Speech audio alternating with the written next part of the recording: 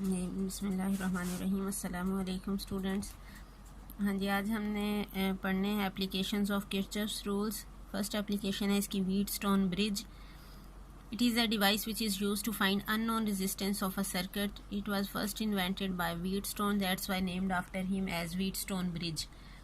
Small unknown resistance find करने के लिए हम व्हीटस्टोन ब्रिज यूज़ करते हैं, और जहाँ पे हाई रेजिस्टेंस अननोन फाइंड करनी हो वहाँ पे हम नियॉन फ्लैश लैम्प यूज़ करते हैं. ये हम प्रैक्टिकल भी करेंगे लैब में. प्रिंसिपल क्या है इसका? The resistances are so adjusted that galvanometer shows zero deflection even if switch is closed. ये अभी आपको दोबारा एक्सप्लेन करती हूँ, वर्किंग में इसकी एक्सप्लेनेशन आ जाएगी. इसकी कंस्ट्रक्शन क्या है? It consist of 4 resistors connected in a bridge type arrangement. जब हम इस तरह से कि रेजिस्टर्स को या कैपेसिटर्स को कनेक्ट करते हैं तो ये अरेंजमेंट कहलाती है ब्रिज टाइप अरेंजमेंट. हमने R1, R2, R3 और R4 इन 4 रेजिस्टर्स को कनेक्ट किया है ब्रिज टाइप अरेंजमेंट में. अ सोर्स ऑफ EMF, ये है source of EMF, and a switch is connected across terminal A and C. and a galvanometer is connected across terminal B and D. galvanometer ये वो device होती है जो current की detection के लिए यूज़ होती है. ये जस्ट डिटेक्ट करेगा कि करंट फ्लो कर रहा है या नहीं कर रहा. अगर हमने करंट को मेजर करना हो तो फिर हम एमीटर यूज़ करते हैं. ये galvanometer करंट की डिटेक्शन के लिए यूज़ होता है. नेक्स्ट इसकी working. We can analyze the circuit by using Kirchhoff's rules. First step क्या होता है? We draw the circuit diagram. ये हमने सर्किट डायग्राम ड्रा कर ली. अगला स्टेप क्या होता है? Then we choose the loop such that all resistors are included in the loop. अब देखें यहाँ पे हम लूप्स ने इस तरह से चूज़ करेंगे. देखें, एक लूप ये बनेगा ABDA. हम इस तरह से भी ले सकते हैं ABCDA, लेकिन फिर ये गैल्वानोमीटर मिस हो जाएगा. इसलिए हमने गैल्वानोमीटर जो है इसके अंदर जो कॉइल है वो भी थोड़ी सी रेजिस्टेंस ऑफर कर रहा है. उस स्मॉल रेजिस्टेंस को हम कहेंगे R, सबस्क्रिप्ट में G लिखेंगे, दैट स्टैंड्स फॉर गैल्वानोमीटर. तो RG को भी हमने लूप्स में शामिल करना है, तो इसलिए हम इस तरह से लूप बनाएंगे ABDA. दूसरा लूप होगा BCDB, और थर्ड लूप ये बनेगा ADC, और ये देखें ये क्लोज्ड पाथ वापस A तक. ये हमने 3 लूप्स यहाँ पे सिलेक्ट कर लिए हैं. We consider 3 loops ABDA, BCDB and ADCA such that I1, I2 and I3 currents are flowing through each loop respectively. We assume that anti-clockwise current is flowing through all loops. अब हमने current की direction same जो consider करनी थी वो हमने ले ली एंटी क्लॉकवाइज तीनों लूप्स में. Now we write loop equations. For loop ABDA voltage equation हमने लिखनी है पहले फर्स्ट लूप के लिए, ABDA के लिए. अब यहाँ से हम चलेंगे. देखें, R1 में से I1 करंट फ्लो कर रहा है, और रेजिस्टर के क्रॉस हमेशा वोल्टेज ड्रॉप होता है जिसे हम नेगेटिव लेते हैं. और ओहम्स लॉ से वोल्टेज क्या होता है? V is equal to IR. I1 current flow कर रहा है, रेजिस्टेंस है R1, तो ये क्या आ जाएगा? -I1 R1. यहाँ पे आ गए हैं हम B पॉइंट पे. यहाँ से अब B से D की तरफ आना है. अब देखें, जो RG है इसमें से I1 करंट भी फ्लो कर रहा है और I2 करंट भी फ्लो कर रहा है. जब दो करंट्स किसी भी रजिस्टर में से पास करेंगे तो फिर हम ऐसा करते हैं कि जो करंट जिस लूप को हमने कंसीडर किया होता है उसके करंट को हम पहले लेते हैं और दूसरे करंट को हम बाद में लेते हैं. हम इस वक्त अंडर कंसिडरेशन लूप कौन सा है? ABDA. तो फिर I1 करंट पहले लेंगे, I2 को बाद में लिखेंगे, और दोनों की डायरेक्शन ऑपोजिट है. देखें, अगर इस तरह से आप एंटी क्लॉकवाइज डायरेक्शन लेते हैं तो RG में से इसकी वजह से यूं करंट ऊपर की तरफ जा रहा है, ऐसे इस तरह से, और यहाँ से देखें यहाँ से करंट आ रहा है नीचे की तरफ. दोनों की डायरेक्शन ऑपोजिट है, इसलिए हमने I1 जो कंसीडर किया इसको लेना है पॉजिटिव और दूसरे के करंट को लेना है negative. I1 minus I2 into RG.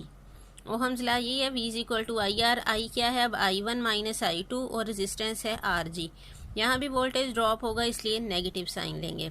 Next आ जाएं, R3 में से देखें अब 2 करंट गुजर रहे हैं, I1 भी और I3 भी.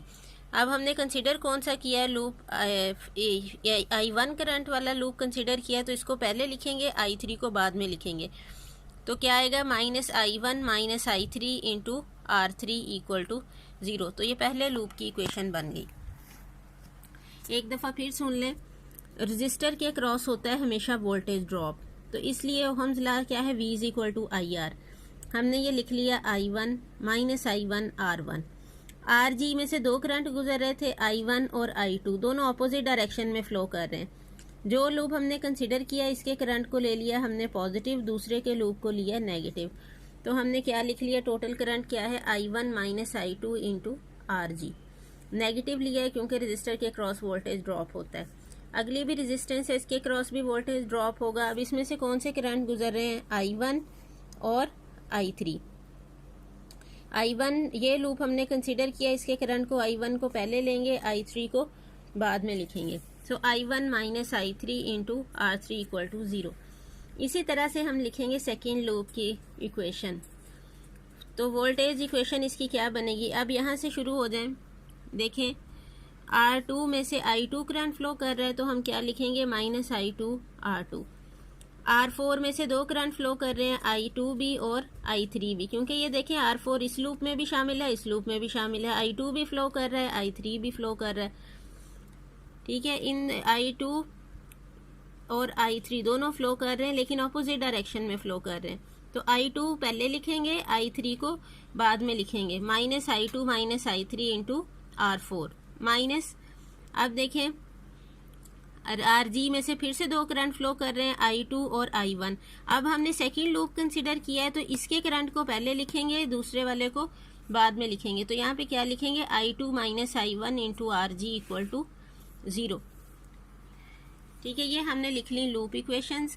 ये बात अब आपने याद रखनी है कि जो लूप हमने कंसिडर किया होगा उसके करंट को हमने पहले लिखना है, और जो दूसरा करंट उसमें से फ्लो कर रहा है, यानी अगर वो किसी और लूप में भी शामिल है वो रजिस्टर, तो वो वाले करंट को हमने बाद में लिखना है।